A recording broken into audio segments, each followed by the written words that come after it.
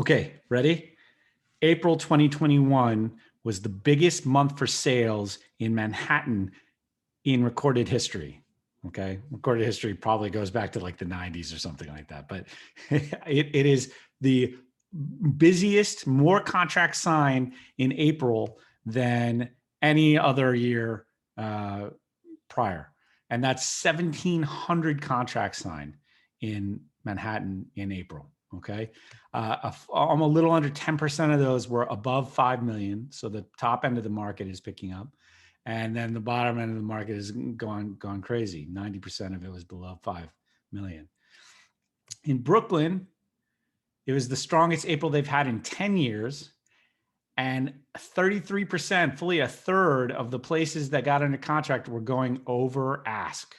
I know this because I'm working with buyers in Brooklyn, and it is a tough market to be a buyer in right now. So you better be prepared to go over ask. Sellers, wherefore art thou, sellers? This is going to be my recurring theme for the next like several months. Sellers, it's time to get ready to sell. But this is, all kidding aside, this is good news for the New York City market, which had been in a slump, a bit of a slump since COVID, and we seem to be catching up with the rest of the country.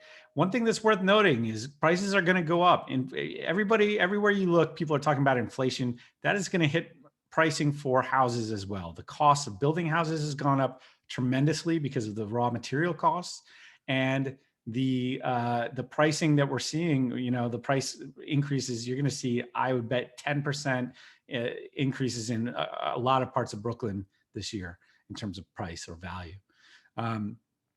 New York City, in Manhattan, it's a little less. Well, I was just talking with a buyer who was saying, well, but have the prices, gone up since the pandemic? And she was looking at a price point, like a $5 million price point.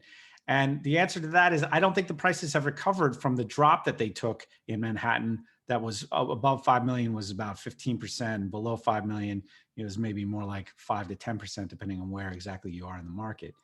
But the market itself has changed. The numbers of signed contracts, the market is crazy right now. Okay.